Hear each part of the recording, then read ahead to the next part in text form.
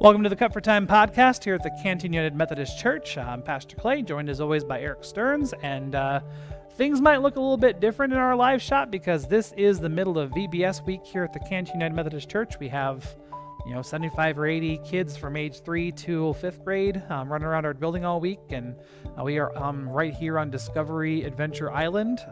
This is our Adventure Island set, and that's why things look a little bit different, but Eric and I are here to talk about my sermon from Sunday based on the Gospel of John and also Revelation, and just the idea of whose name is written on us, and what do we do in those moments when we are tempted to forget or when we do forget. How do we remind ourselves and how do we remind others that there's a name written on us? And so let's dig into the conversation. The one thing that stuck out to me in my half watching the movie last night was there's at the beginning of the movie, Woody's is all excited that he gets to go to cowboy camp with Andy. Yep. But he can't find his hat. Yep. And Andy's not going to take him if he can't find his hat. Right. Is the premise of the story. We actually watched that clip in church on Sunday. We did. See, if some of us were here. Well, family vacation, we get it. That's how summer works. But I mean, we just because of copyright, we do have to pull those clips out of what we publish. So Bo has to remind him of who's on his boot and that it doesn't matter. Exactly. Yep. And I don't know. That just really stuck out to me. And then I fell asleep. So. Crushed it. That was classic dad watching the movie. Very true. Yep. Very true. I've been there, done that. I mean, it's the core premise of the movie is that Woody has to remember that Andy's name is on his boot and that Andy is his kid. And through the entire movie, the other scene of the movie that we watched on Sunday was the fixer scene where Woody has lost his entire arm. His arm has come off, and Al Wiggins calls this old dude to come and do the fixing, and Woody gets a bald spot painted over and gets a new gleam in his eye and new roses on his cheeks, and and then the pivotal moment comes where the boot gets painted over and Andy's name gets painted over, and that's when the shift starts to happen for Woody from going from I am Andy's toy, I have to get back to Andy, this is terrible, I'm going to escape, I'm going to run away, to maybe this museum isn't such a bad idea. Toys don't last forever. That's what Andy's mom says at the start in that kind of the end of that clip. Because what happens next is Woody gets torn and his arm starts to, when he gets into real toy life, his arm doesn't work because it's torn. And, he starts to make that realization that toys don't last forever. Hold that thought till next week. And, then it's, the whole movie is Woody having to remember whose name is written on him. Yeah. Well, and just what stuck out to me, when we do things that essentially paints over God's name on us, how easy it is to continue down that path. Yes, absolutely. And then how hard it is. Woody worked the whole time to try to get back to Andy until he didn't. Right, yeah. But was working so hard to get back to Andy. But as that, and yes, I mean, that's the whole premise of the movie, but as that gets painted over, as our hearts get painted over by all the other stuff in the world, how easy it is to not worry about it anymore. Yep. Or not, not thinking that way. Yeah, we do get used to, in a lot of ways, of, it's just kind of we're never going to not live stream, but also, we do see that with church attendance. Right now, we've gotten used to being a live stream, and we've gotten used to that being a part of our lives. And Tom Rayner, Carrie Newhoff, a lot of very smart church clinician type people that study just the life and the trends of the church. I mean, they're saying that 20% of our congregation may not return to an in-person service. And we're seeing that. Yeah, we're seeing that. I mean, most weeks are fine. Last week was a little light because the whole Stearns clan was gone. But see, once again, we can't go anywhere. We are definitely seeing some of that. And the challenge of our lives of faith becomes, how do we, what does remind us? What are those things that put the name of God back on our, on the forefront of our minds and our identity? So that's the challenge that we're up against right now. And even, outside of attending church. Right. Oh, yeah. Oh, yeah. It's a much bigger Right. And I'm just bigger thinking plane. about if you continue to act, we are constantly told we're not good enough or we're not whatever or we don't have whatever. Yep. It's not a godly thing. Right. And if we're constantly told that, constantly reminded that, how much easier it is to just ignore what we're actually called to do and just go with whatever the world wants us to do. It was definitely a conversation we had a lot when I was in seminary. We had a guy that would constantly drag the conversation, and sometimes in unhelpful ways, to the sin of mammon, to the sin of accumulating wealth or stuff or prestige, but just this idea of having more and more and more and more and more, and like, part of the bee in his bonnet sometimes was how fast some of us went through seminary, because I got done in 3 years and it took him much longer. And he thought that his way was right and my way was wrong, and like in our preaching class he almost looked at me for one entire whole sermon because I was it was to the point in my seminary journey where I knew I was going to be done in 3 and like kind of bored my last semester, which is what happened. I audited a couple classes just kind of for variety, but like he definitely, and there are ways where that's good and bad, but like it wasn't about the accumulation of stuff for me. It was out of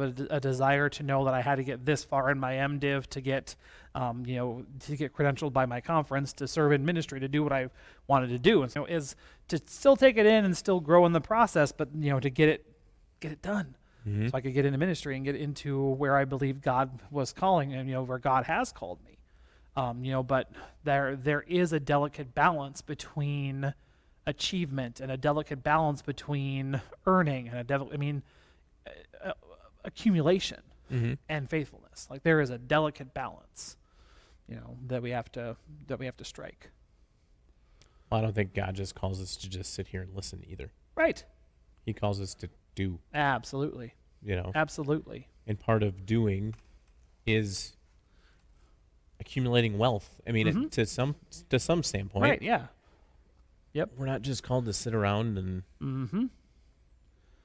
Yeah, we're not called to hem and haw and sit around. We're called to to be productive. We are called, Paul the apostle. If he would have wanted to in his missionary journeys, he could have completely relied upon the generosity of the people he was doing ministry among. He didn't. He chose to work in the midst of it. He was a tent maker. He literally made tents. And like he said a couple of times in different letters to different places that if you don't work, you don't eat. And it's so true. It just is. It just is that that we are called to do and to be and to work.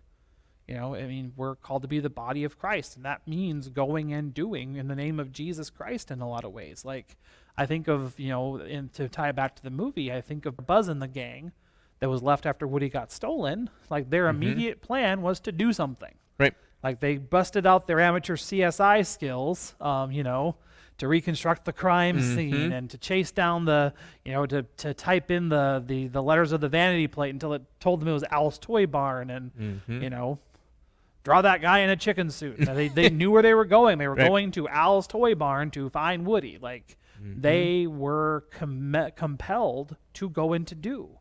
And, that should be who we are. That should be who we are. Yep. And like in a lot of ways, like they did the work of reminding for Woody. Like they showed up and Woody's like, no, I want to go to this museum. That sounds way better. And like Buzz had to use some of Woody's own words and say, you are a toy. You are a child's plaything. Your whole mission and purpose in life is to be there for your kid, and you still have a kid. And that's when the paint comes off, and that's when he starts to remember, and that's when, that's how we should function as the church. When people, when we feel like we're in the danger of forgetting or in the process of forgetting, it's a little bit on us to say, okay, who am I really? To define those core values, to live truly in those core values.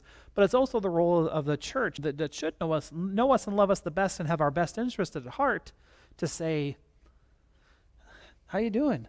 Like to really have and and to have that level of accountability with one another. Right. It's that we're not only growing in our own faith, but also reminding others of who they are in God's sight too. So doing that work of going and getting people. That's where I was trying to pivot at the end of the sermon. I just did not have enough time to develop that cleanly. So Perfect. I know, right? That's why we have a podcast. That's why we have a podcast. So we don't usually ask it this way, but are there any other pieces that you cut out of the sermon that you want to cover? Yeah, definitely. So the challenge of preaching a series based on a movie is that there are A plots and B plots and C plots and storylines that we just don't literally have the time to cover. And so one of the things that I think is really important, especially on this week where we're focusing so strongly on the name that's written on us, is the storyline of Jesse, the cowgirl. I barely mentioned that Jesse was in the movie during the sermon on Sunday just because of time constraints. But her storyline and her development is really a major, when we're talking about the names written on us, it is a major plot point that I think needs to be explored a little bit. And for those that might not, be as familiar to Toy Story as Two Dads are, Jessie is this cowgirl. She's a part of the Woody's Roundup gang. And actually there's a fan theory out there that Andy's real connection comes from his mom. That's why his hat is a Jessie hat, not a Woody hat. Is that as Andy's mom grew up, she watched Woody's Roundup, and they had these side characters of Bullseye the horse and Jessie the cowgirl and Stinky Pete the prospector. But Jessie, at some point in her life as a toy, had a kid. She belonged to somebody. And as does happen with toys, this kid grew up and stopped playing with dolls and stopped playing with Jessie, and eventually she ended up losing her kid. And that's when she became museum fodder. And that's why, and she was in storage for a really long time and had a lot of anxiety around going back into storage. And if Woody wouldn't have stayed, she was going to go back into storage, and that was the absolute worst possible outcome for her. But yet, as Woody is remembering who he is and remembering how great it is to be Andy's toy, he will not let Jessie down. He recognizes how important that part of his identity is to be someone's toy, and he wants that for Jessie. To the point that as Woody is making his escape, Bullseye and Jessie get introduced to the family, basically. They get adopted into the family, into Andy's family. And there's a really cool scene at the end of the movie where Jessie has, again, a child's name written on her boot. And she realizes the power and the impact of having a name written on her, and so does Bullseye. Bullseye has this cute little moment where he has one letter of Andy's name on each hoof and spells it out wrong and then fixes it or whatever. So he's, we know that he's Andy's toy. But Woody wanted that so badly for Jessie that he made it happen. And there was some danger involved with that, swinging from a landing gear of an airplane. But really the coolest thing that happens is that Andy comes back from cowboy camp and he is just ecstatic because there's new toys. And that happened because of Woody. Because Woody remembered whose name was written on him and remembered how powerful that was, and pursued that for someone else too. And then just the confidence that Jessie gained from that movement. Right. The identity that she reclaimed through that. That's a really powerful thing, because there are moments where we forget who we are. There are moments that we forget whose name is written on us. And to reclaim that and to come back to that can be such a powerful thing for us as people of faith. And then just, I think it speaks to our evangelistic duty as well. Woody realized how much better life would be for Jessie with Andy in her life. And how much more do we recognize for other people how much better life could be with Jesus in their lives? Andy really, the Andy really becomes the God figure in this movie because, they all get that they are serving Andy. They get that is their role and their identity. You know, and that's us, you know, like Mm-hmm. we are the toys in a lot of ways. Right. Like the storylines that resonate with our heart and make these movies last, you know, that have this staying power and a connection to the gospel is because we can see ourselves in those toy stories, Mm-hmm. you know, Yep. and in a lot of ways, from, you know, maybe we feel like Woody and we feel like we've been through that moment where our identity has been taken from us, or that, you know, we aged to a point where that identity has been taken from us. Like, you know, we I saw a meme that's been floating around Facebook among my circle of clergy friends. Like, the church has the opportunity to bridge generational gaps in a way that no other place in our world does. And, you know, we have all of these opportunities before us to share the good news of Jesus Christ and the change that Jesus can work in individual lives. You know, and do we want that badly for people that we know and love, Mm-hmm. and people we barely have met? Because that's definitely where Woody and Jesse are in their relationship. Yeah. When you hear about, you know, people are upset because they feel like God has abandoned them, or and that's what the church is there for. Yeah. Is to help others get back to the place where they can trust Yeah. God again. And, Yeah. and you know, whether that be from, you know, losing someone too soon or whatever. Mm-hmm. That's what the church is here for. Absolutely. Absolutely. Mm-hmm. Mm-hmm. I don't know if you've heard, I don't know how much you listen to Christian radio, but like, so there's a new Matthew West song out there called Truth Be Told. Mm-hmm. And like, it all is just about how, you know, the sign on the side of the church says, come as you are, but I doubt it. And, you know, didn't Jesus say the church should look more like a hospital? And what are we doing? Mm-hmm. You know, and, you know, I'm going to say I'm fine, but truth be told, I'm not, you know, and then let the truth be told. Yep. Love that song. I've really been vibing to that recently. That's what I run when I go, or that's what I sing in my head when I go out and run. Ah, is there that you go. song. Rhythm's perfect. Nice. Mm-hmm. That's great. Yep. In case That's anyone great. wanted to know. Perfect. Yeah, I mean, but you're absolutely right. It has resonated. So I started listening to that song, you know, a few months ago, and I feel like every sermon series you have done, that song has just resonated with me at some point or another. Mm-hmm. Is we're constantly telling ourselves that we're fine, we don't need anyone else, Right. we'll take care of it. Yeah. But that's so wrong. Yeah, absolutely. And Yep. It was wrong for Woody in the movie. It's wrong for us now. Like, you know, Woody thought that everything was fine. He thought that he would be fine being in a museum, you know, in a decorative case for display only, you know, but that's not our calling. that's not his call. That's not his call. That's not our call. Yeah, definitely. Good stuff. So let the truth be told. Mm-hmm. You know? So next week we got Toy Story 3. Toy Story 3. What connections you making there? The grand finale. Yes. The grand finale. So the big thing about the third movie is really the transition. Like, Andy's now grown. The movie came out in 2010. Andy is now grown. He's heading to college, and his mom comes to his room and says, "You're leaving in 6 days, and you haven't packed a thing." Like, been there. Maybe was that kid when I was in high school, heading to college. Like, you know, she asks, "What are you going to do with these toys?" And, like, you know, the toys are so desperate to be played with that they steal Andy's cell phone, which I think is just a funny scene. I probably will play that on Sunday.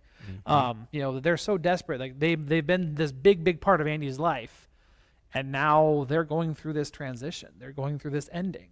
Yep. And they end up in a daycare, which is not where they want to be, and then they finally end up with Bonnie, and Bonnie's a little girl.